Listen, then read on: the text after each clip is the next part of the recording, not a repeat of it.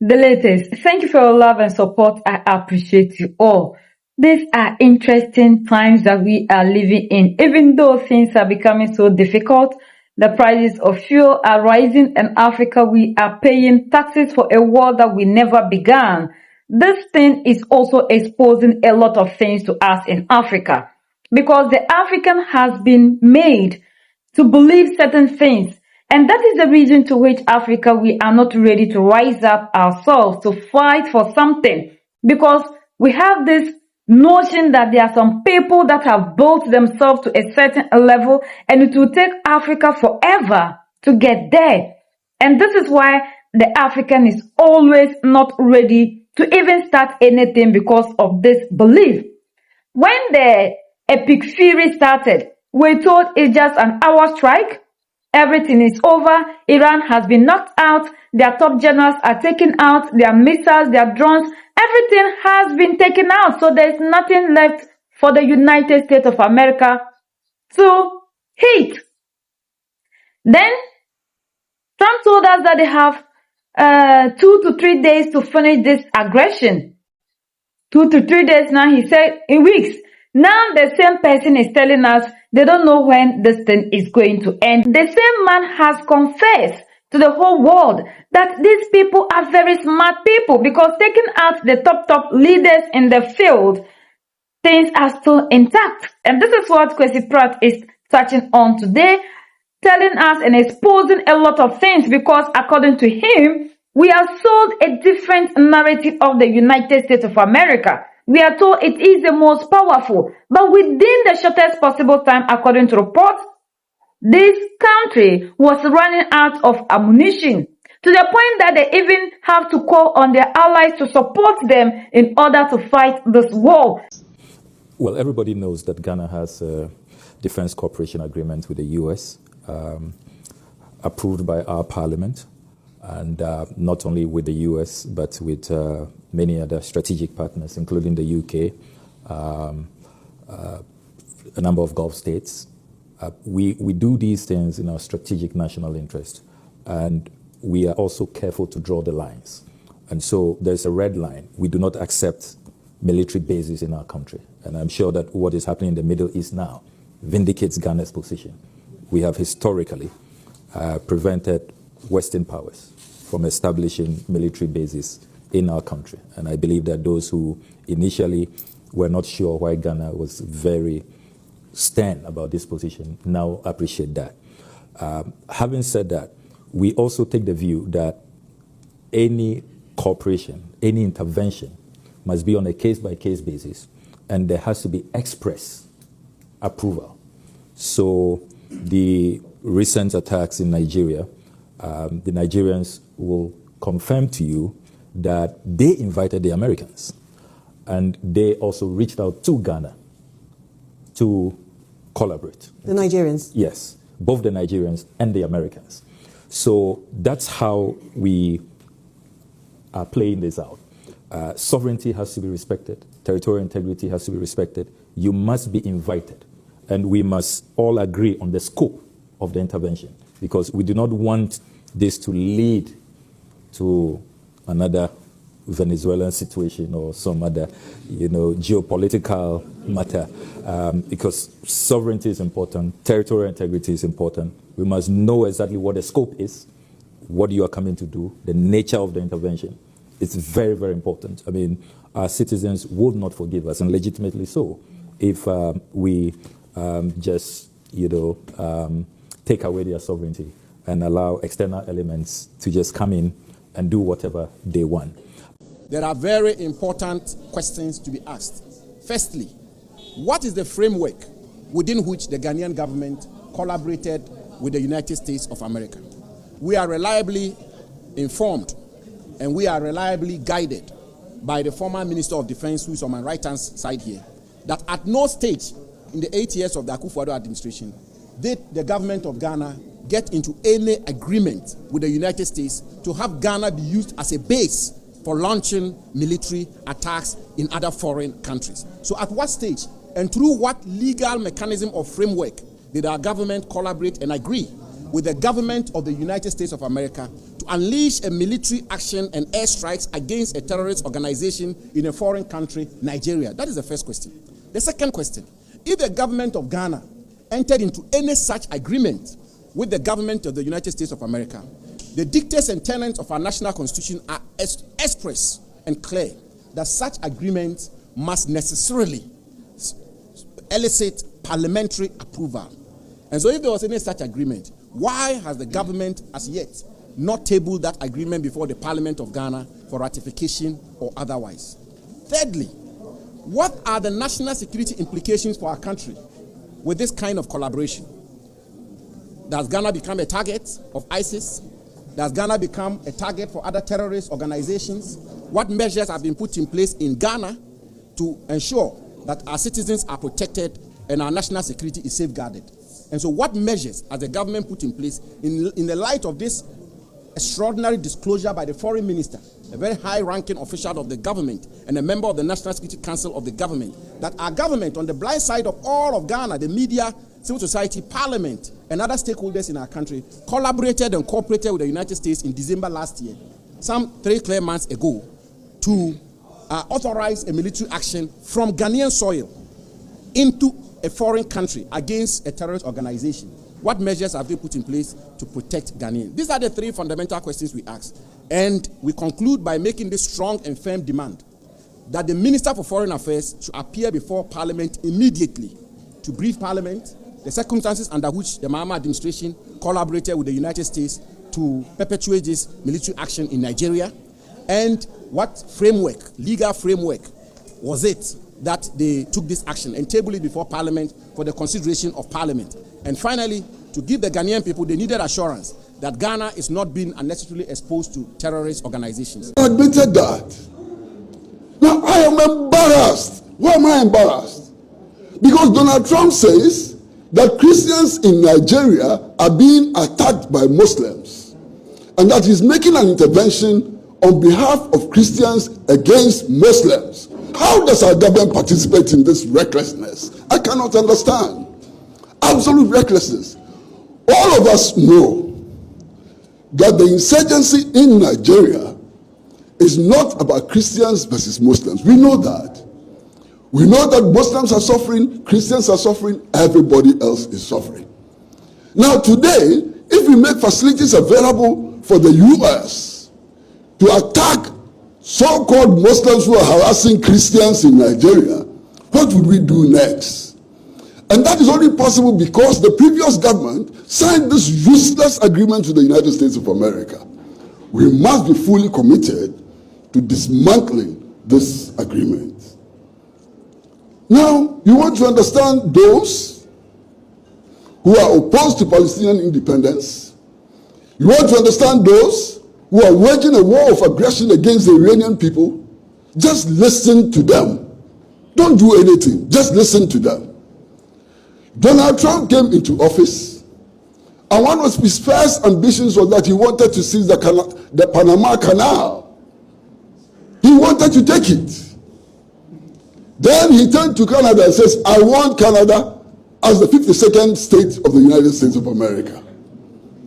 It did not end there. He says, I want Greenland. I will pay for it. But if you don't accept payment, I will use force to take Greenland from Denmark. It didn't stop from there. He looked at Cuba, and then he said, in his view, the best president for Cuba will be his foreign minister. It didn't end there. He had another dream. He said that he wanted to bring about regime change in Iran. And he said that the oppression would last 3 days. I'm sure all of us know he has succeeded. Then he said, no, not 3 days, 1 week. He said, no, not 1 week, 2 weeks. Then he said, for as long as it takes. Now he is saying that the objectives of the U.S. have been achieved, but the war has not ended yet. It will end in his own time, but very soon. He couldn't achieve it in 3 days. He couldn't achieve it in 1 week, in 2 weeks. But you know why he's saying that today? Because today, 75% of the American people are opposed to the war. 75% of the American people are opposed to the war. Because the lies have been exposed. Because the American people know that their president is not properly balanced. The American people cannot accept a situation in which one country can decide to kill other heads of states and other leaders in other places and so on. Today we are told that in Lebanon, war has resumed because Hezbollah launched some missiles at Israel. But we know that that is false. The war in Lebanon never stopped. Israel never respected the ceasefire.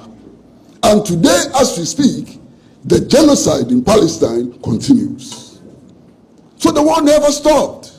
It is not Hezbollah who has reignited the war. The war never stopped. But you see, sometimes I just wonder.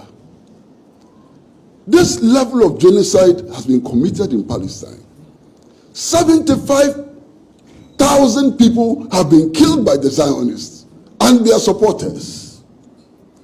And then they say that they are now establishing a board of peace.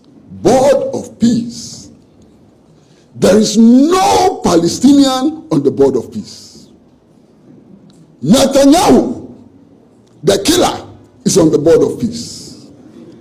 Donald Trump is on the board of peace. Donald Trump, whose government gave all the weapons to the Israelis to commit the genocide, is on the board of peace. And the world is quiet about this atrocity. We are not complaining enough. We are not shouting enough. We are not fighting enough. That is the problem. Fortunately for us, the enemies of Palestine, the enemies of Iran, the enemies of all of us are nothing but paper tigers. The United States has never won a war. No war has the United States won. They went into Iraq claiming that they were going to discover some weapons of mass destruction. They killed 2 million Iraqis, children, women, elderly, and so on. 2 million. And then they turned around and told us that we didn't find the weapons of mass destruction. After killing 2 million Iraqis, they didn't find the weapons of mass destruction. They didn't, because there was no weapons of mass destruction. It was an element of deceit. They deceived us. They gave us false justifications for their recklessness in Iraq. And we also heard some of their Senate, like the video I shared. Even Trump himself admitted that they never knew that when they strike Iran was going to strike back. So they thought that things are going to be the way they had it in Nigeria, the way they had it in Venezuela, whereby they go do whatever they want and they come back. And they come back free. Nothing happens. According to what Kwesi Pratt is saying, these people are not the people that they projected themselves to us. They always try to make sure that whatever they do who? When they do you who and you run, then they get it. Because we realize that after the strikes, Trump himself came out to tell the world that, hey, I do not want you to strike back. If you do, I'm going to wipe all of you out. But Iran said, we will. And we are seeing that day in, day out, the same president who said he is the most powerful, now calling on allies to come and help the United States of America. And finally, when everybody decided to turn his or her back on him, he then come back and say, oh, even we have the most wonderful and whatever army, we don't actually need you. I was just testing you. Like, and if you are testing them, why don't you tell us that they are going to face consequences for not helping you? And telling the whole world how you're so helpful to NATO and Europe. And when it got to your turn for them to help you, they decided to abandon the United States of America. Africa, I hope we are learning something. But the most painful aspect is, you still find Africans who can see through anything. This is an opportunity for all Africans to open their eyes. All that we have been sold to for all these years is now right in front of us. But Africans are still finding it so difficult to understand. Even to the point that when there are things that people bring out and people need to read meanings, the African who claims he's educated will still be looking at you, pointing out things that they never said this, expecting the people to tell them that I am coming to do this to you. I wonder when the African will use the brain. I just wonder. Because people would openly tell you, this is what I am after. But the African will still tell you, but they never said this. Even when they are seeing the signs, the African is still waiting. That is what is happening to us. These people have been exposed big time. The strength, the way they projected themselves, the fear that they kept in the whole world concerning them is now right in front of us. And you still find Africans who come to the comment section to be defending these people. You find Africans who will come to you and tell you, you still don't know the power of these people. If these people want to unleash, what is it that they want to unleash? Iran targeted all the 27 bases in the Middle East. We have seen the fire. We have seen how Iran is destroying and making these people helpless, using just a cheap drone made of $20 US. And these people are using interceptors per one, around 2 million to 50 million US made per each to intercept just this cheap $20 US. And even with that, they struggle before they are able to intercept one. And with this, the African is still here, loving oppression and believing so much in these people and don't see the reason to which we should not see this as an opportunity to empower ourselves. We need to wake up. This is a new world order. Like the Finland president said, it's either we work with the world or we remain a pawn forever. And I think the youth of today, I don't think we are ready to wake up. Because the things that we still believe in us concerning these people, it's heartbreaking. Sometimes you ask why we have leaders like Dr. Kwame Nkrumah and other people sacrificing their lives for some people. It is so heartbreaking. The way the African loves oppression. We are the only ones that can set ourselves free. United we stand, divided we fall, and united we keep standing forever and ever. The greatest enemy of the African is mental slavery. So let's colonize ourselves from mental slavery. Let's keep sharing to educate our brothers and sisters. Together we'll make Africa great for ourselves and the next generations that are going to come. So that's the latest around the world. In Africa, West Africa, and in Ghana.